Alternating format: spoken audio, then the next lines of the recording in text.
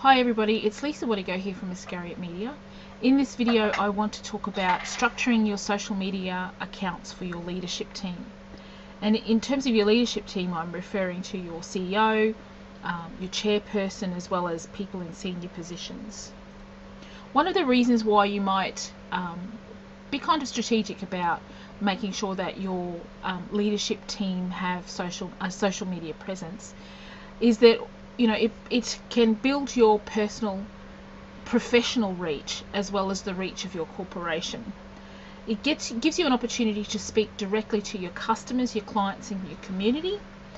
It also gives you an opportunity to speak to your stakeholders, including funding bodies, particularly if you're a not-for-profit. You also, at that point, related to that, is that you get to follow as well as engage with media outlets, which could be really important for you seeking funding at some point in the future. The other important thing that I think that can't be diminished is that it also gives you an opportunity to do market and product research. What are your customers looking for, and what kinds of things do they like? When are they online? What are they talking about? It gives you a better opportunity for you to really engage with them. So this is a map that is trying to explain how you will structure your organization's social media accounts. So in the first circle here we have the corporation's identity. So that's generally the name of the organization. It's not related to a person. When you're signing up for that account, you will use the organization's comms account, or will use their main administration account. You'll create a LinkedIn page. So that's not a profile. Over here we have a LinkedIn profile. So a profile is is just you. So for me it's Lisa Wadigo. I have a LinkedIn profile, and in order to connect with me, I think on LinkedIn you're connecting with people. On Facebook you're adding people as friends. On Twitter you're following. So the corporation should not have a LinkedIn profile. It should have a LinkedIn page. I still see a lot of organizations and businesses, particularly new ones, creating LinkedIn profiles for their business. You, the CEO, or you, the chairperson, should have your own professional LinkedIn account. In the title, it should just simply state your name. It should not have any reference to the organization. The corporation can also have a Facebook page. It can also have a Twitter account. So these are just kind of the main three that you might have, but you may also, as an organization or a business, you might say, well, we're going to have a YouTube channel, or we're going to have an Instagram account, those kinds of things. But they belong to the corporation. The CEO and the chairperson, they can change. So currently the chairperson is, John Smith, and the secretary, or the CEO is, Mary Brown. But those people change. The corporation doesn't change. But the people in charge may. So the CEO should have a LinkedIn profile, a Facebook profile at least, and a Twitter. For large corporations, your chairperson and your CEO, the really big players, they'll actually have their own Facebook pages as well. And I mean, I have a Facebook page that I use for myself. I started it originally just to be a place where people could subscribe to read my blog, but I've kind of changed it now so that it's more professional. So the chairperson also has a Facebook profile, Twitter account, and a LinkedIn profile. And again, of course, you may have YouTube channels, and you might have Instagram accounts, and Tumblr, and Snapchat, and all that kind of stuff. So here's an example of what I'm talking about. So remembering, the CEO and the chairperson will change corporations. So Lisa Wadigo has a number of accounts here, but she may change me. But I might change my business name, or I might purchase another business, and so this bio might change. Iscariot Media just remains here as long as Iscariot Media is in operation. This bio might slightly alter, but this account will remain the same. So the corporation remains the same, but the CEO and the chairperson can change. And it's in this bio that you get to talk about yourself. So it's a little bit about myself personally. I'm a business owner of Iscariot Media, Daily Bloggers, Critical Classroom, Dark and Disturbing, and I'm a board member of the SEQICC and a director of VisCopy. So these are my volunteer positions. So here I'm on the board of these organisations. So I don't have, so my name, my username is simply my name. You don't have to always use your own name. If there are safety concerns around like if you're concerned for your safety, then you probably shouldn't use your name.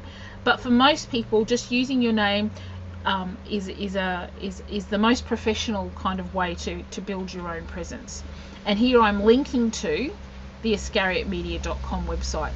Now, if I own this business, so that's perfectly relevant for me.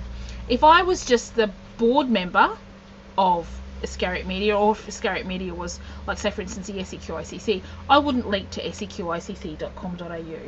I would link to my own personal blog, but because I happen to own Iscariot Media, that's relevant. In the Iscariot Media bio, it's talking about what we do. So it's a business owned by Vernon Archie and Lisa Wadigo. It's graphic design and web studio, and here are some of our projects. So this gives people an idea or a sense of the kinds of things that we're talking about. It's really important that your leadership team for your organisation or your business creates their social media accounts in a way that's, professional, reflects the kinds of things that somebody of that at that level or that standing should talk about. Which doesn't mean that you don't get to talk about all kinds of things. I talk about all sorts of stuff. I happen to have a Star Wars profile picture right now. You get to be personal. So I think that's really, really important, is, you get to engage with your community as a person, but you're also, as a leadership team member, engaging with your leaders as peers. So you're talking to other CEOs, you're talking to other board members of organisations, but you also get to talk to people in your community and in your market. Who is the corporation speaking to? The corporation's talking both vertically and horizontally in their industry. So for instance, if you're a health organisation, for instance, like an Aboriginal medical centre, so you might be talking to and engaging with other Aboriginal medical centres, building a kind of collegiality, or as peers you're talking to each other. So that's more horizontal. You're also speaking you would also be speaking vertically. Who are your representative bodies? So probably NACHO. You may also be talking to different departments of health.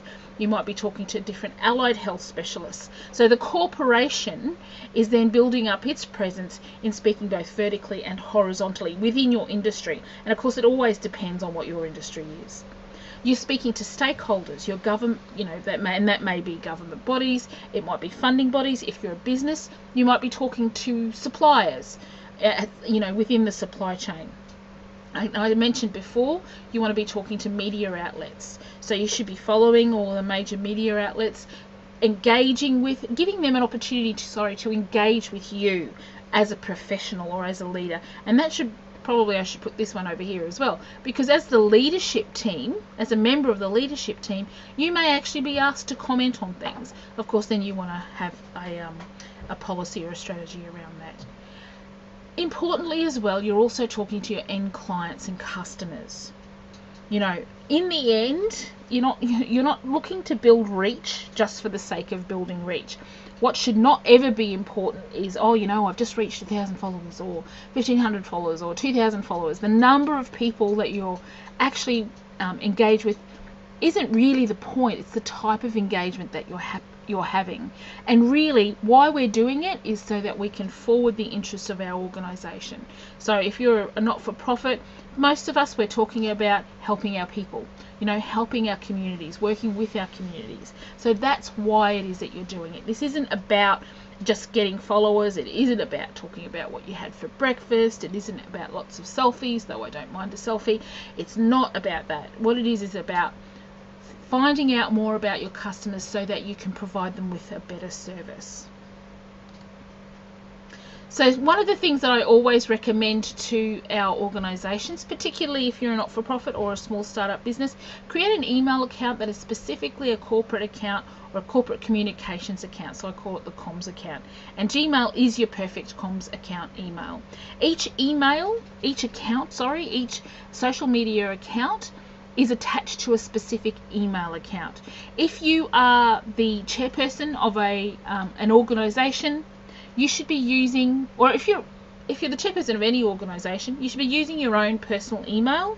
Don't use your workplace email. If you start accounts with your workplace email and suddenly you're no longer working there, you may have run into a few problems. So you should always start your personal professional accounts using a personal email account. And I always recommend using something like Gmail. If you use Big Pond or if you use OptusNet, if you change internet service providers, those accounts won't always be available to you. So there's some of the tips that I a few ideas around structuring your social media accounts for your startup business and for your not-for-profit organisation, just specifically for your organisation and for your leadership team. If you've got any other questions, don't hesitate to contact me at Iscariot Media. Cheers.